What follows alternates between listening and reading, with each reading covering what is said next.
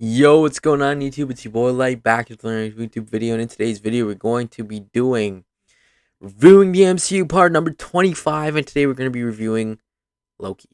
So yeah, Loki came out back in 2021, and I just finished rewatching, so now let's I guess go into the review here.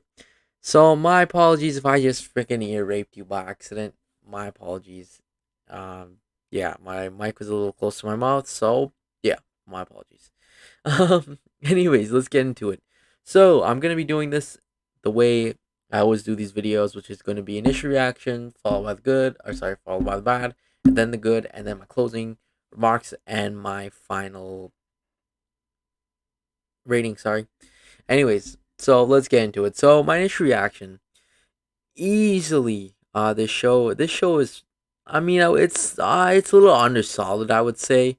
I mean, it's definitely an interesting show and an interesting premise and everything. It's just that's all it is. I mean, it's just an interesting show. It's not even. I'm gonna give a quick hot take here, but I mean, I personally am not the biggest show. Sorry, I'm not the biggest fan of this show. I mean, like the show is definitely something little interesting, but I mean, yeah, I'm not crazy big with that. I mean, yeah, I'm not crazily big with that or anything like that. I definitely think it's a solid show and everything, but I mean, it's just like an interesting show. I mean, with an interesting premise. That's all it is, honestly, in my opinion. But yeah. Anyways, sorry if I was speaking a little bit loud. I don't know why this thing keeps picking up my voice like that, but I mean, yeah, sorry. Anyways, let's move into the bad. So I have quite a few complaints about this show. Honestly, first one is gonna be rewatchability on this show is terrible. I mean, I could watch something like Falcon and Winter Soldier and I could watch it again, no problem. Whereas with something like this, I don't know why, but it's just super on. Sorry, it's super horrible on rewatch. I mean, it's just like I don't know. I just don't like the rewatchability on it. Once you kind of know what happens, it's just kind of unrewatchable. I mean, I would say like episode one, maybe the final episode. They're rewatchable, but I mean, rewatching the whole show just feels weird to me. I mean, I can barely do it. I gotta kind of force myself to do it, in my opinion. But I mean, yeah. The next thing, it this thing didn't even have a protagonist. I can't even lie. It had an antagonist, but I mean, sorry, I just said protagonist, but it had an antagonist, but I mean, it's just like this wasn't making too much sense to me. I mean, like he didn't really have a. I guess you could say it was he who remains. I guess the Kang in this thing, in this show. But I mean, you didn't know about him to the last episode, and he's not even like he fought back or anything. So it's just kind of weird. And I guess the antagonist is time or whatever. But I mean, it just lacked with antagonist wise. So yeah. Uh, and the next thing is, it's a little difficult to understand the show wise. It just really, honestly, in my personal opinion, one thing I found strange about the show is just it's a little hard to understand. Like on my first rewatch, my first watch, I found myself not able to understand really what was going on with time and the TVA and uh all those different Loki, Sylvie, and everything. Like it was kind of difficult to understand in my opinion, and like I don't know, the writing's a bit choppy with it, and that's what's making it so kind of hard to understand. So yeah. And the next thing is I'm not really sure where they're going for in terms of like, was this supposed to be kind of like a thriller? Was it supposed to be an action? Was it supposed to be a mystery? It's just like it was going for way too many things in terms of genre wise. Honestly, it'd be hard to like recommend the show to anybody based on genre. Like if somebody says they like sold the action, it'll be like, what, this is a mystery or this is a thriller or whatnot. It just felt so random with the genre. And another thing, there's just some things in the show that simply just do not make any sense in my opinion. First of all, I don't know if they did this on purpose, but like, what is Sylvie's deal? I still don't understand. What is Sylvie's deal? If someone has that, please write in the comments down below. I'm so genuinely curious about this. But I mean, what is like Sylvie is literally, from what I understand, she's like an alternate universe Loki. But I mean, I found it highly strange that they didn't really say too much about her character and everything like that, as well as the fact that why is Loki kissing his alternate universe self? Doesn't that seem just a little bit weird?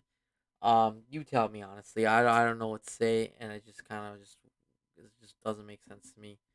As well as also where are those Lokis from, but I feel like they explained it, but I just didn't understand. So yeah. Anyways, that's enough of the bad. So let's move more to the good. So in terms of good, I thought this had some good. It had good characters in it. I like the characters in this, especially I think his name's Owen Wilson's character who played Morbus or Mobus. I can't remember how to pronounce his name, but he's on the screen right now. I put my mouse around him. This guy, he's pretty cool. I think Loki's interesting as well as like all the different character development and whatnot. I thought they did it stellar reason because also you gotta remember this is not the same Loki we've seen before. You know the drill. It's Loki that is before like Avengers time and whatnot. So I thought that was pretty interesting. And for what it means, I mean Sylvie's a confusing character, but from what I understand, she's pretty interesting. I think she's an interesting and more improved in Loki. I still think, with my heart, I still think that she's Enchantress. I still really believe that's Enchantress. I suspect there's something up with that. I'm thinking they're probably gonna make her Enchantress. I'm thinking maybe they might correct it in Loki season 2, or they'll roll with her being an alternate universe thing, and then she'll be just like Enchantress or something. So, but I mean that could be interesting. Yeah. The next thing I liked the visuals and the cinematography. I thought easily this show had like the best visuals in all of the MCU. Honestly, I honestly say that. I'd go on a whim like and say that. I mean, easy top five though, for sure. But I mean, it has one of the best cinematography and visuals. Just the capturing of all those different planets, or I don't know if there's planets, but alternate timelines, and even the TVA, even in when Loki's in those scenes and everything, it just looks really cool in my opinion. It looks cool in my opinion. So I mean, I like that as well. So yeah, uh, it brought as well some emotions up, particularly good emotions, especially from the fact like when he was watching how his life went on and stuff like that, how he died from Thor and whatnot. I thought that brought up some good emotions and everything, and just reminding us of different things. So that's really cool, and also his character, Loki's character, has changed and whatnot. So that's pretty cool. Um, Another thing I liked how it was a good setup for the rest of the MCU. I highly believe that this show was really trying to kick start the multiverse saga, and I really liked or the saga or well, I said saga by accident, but I think it's pronounced as saga, but yeah, um, I really think this was trying to really kick off the rest of the MCU, and I thought that was really cool that this was like kind of like the beginning. Well, my apologies, I keep yawning. I'm kind of recording this late at night, but yeah, this was like helping kickstart the rest of the MCU and everything. So that was really cool, and I liked how that's what makes this show kind of like stand out from the rest. It was really kickstarting much more from the MCU and everything. So that was really cool. Next thing I liked was the intro of I guess He Who Remains or another variant of Kang. So I actually liked that. I was actually really surprised when I saw that. I was not expecting that. I was just like, whoa, I was just like, "Whoa, it's not the guy who's playing Kang." I was like, "What the heck's going on?" And I thought that was actually a a good surprise. I honestly say that. I thought it was a good surprise. Uh, it also kind of like it introduced Kang. I do that in quotation marks on purpose because that isn't really Kang. That's just a variant of him. So yeah, we kind of get a taste a little bit of what's going on with him. So As well as I like the writing wise for the show in terms of the characters and stuff. The writing kind of sucks for other certain things, but I mean, it had some good introduction stuff and like plot twists and stuff like that. So that was pretty good. And then finally, I think the acting in this is top tier in my opinion. I think Loki, specifically Tom Hiddleston, is easily one of the best actors in the MCU to date. I think he does a really good job as Loki, especially in this too. I think he does a really good job. As well as the person who played Sylvie is underrated in my opinion.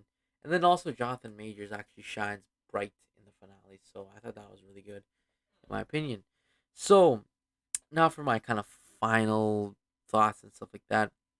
I definitely think this is on the better side of the shows, but honestly, it still kind of lacks for me. I wouldn't say it's the best, like it does lack in certain things, but I mean, episodes 1 and 6 are really good. Other than that, I mean, the episodes kind of lack in my opinion. But I mean, yeah. In terms of my rating, I'd easily just give this like a 7 out of 10. It's not the greatest or anything, but it's still solid. So yeah. Anyways, that's pretty much it though. Thanks for watching. Make sure you like, subscribe, and I'll see you guys in the next.